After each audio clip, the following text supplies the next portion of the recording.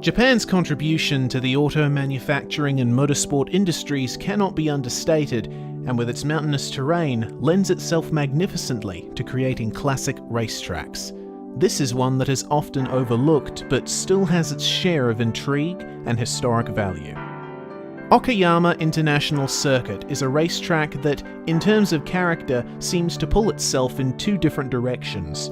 A smooth layout that combines hairpins and kinks with sweepers and a long back straight, all wrapped up in a tight and compact space with close looming walls, it is a strange hybrid of club track and professional racing venue. Technical but often deceptively dependent on the driver's instincts, a lap around here is an exercise in patience and precision. The circuit exists thanks to an experiment by Hajime Tanaka, a businessman who owned golf courses across Japan in the 1980s. The golf industry in Japan was booming at the time, and Tanaka wondered if the tried and true country club business model for golf courses could be applied to a motor racing circuit. In 1989, he sold off a number of his golf courses to raise funding for the construction of such a track. He approached wealthy petrol heads around the country and proposed the plan. Members would pay 15 million yen each, $120,000 at the time, and gain access to the new track and its facilities, including a luxurious on-site clubhouse and hotel, and an extensive garage filled with exotic machinery to sample. Around 350 memberships were sold, mostly to private individuals, with Nissan and Toyota investing in the project as well. The circuit opened in November 1990, known as Tanaka International Circuit Aida, Aida being the nearest town, in what was a very remote part of Japan. The first car race on the circuit was an invitational race between veteran British drivers held for the benefit of the members. These drivers, Sterling Moss, David Hobbs and Brian Redman among them, would, as a result, lend their names to most of the corners around the track. The initially private facility eventually began signing deals to host races in Japan's national championships.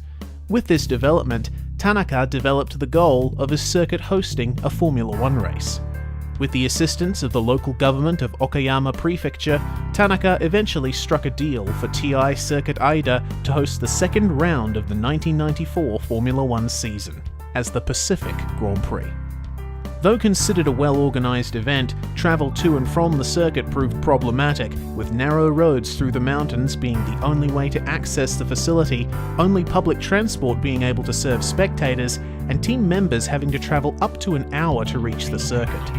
Following the events of the 1994 San Marino Grand Prix, where Roland Ratzenberger and Ayrton Senna were killed, the Moss S at TI Circuit was straightened out slightly for its next F1 race in 1995.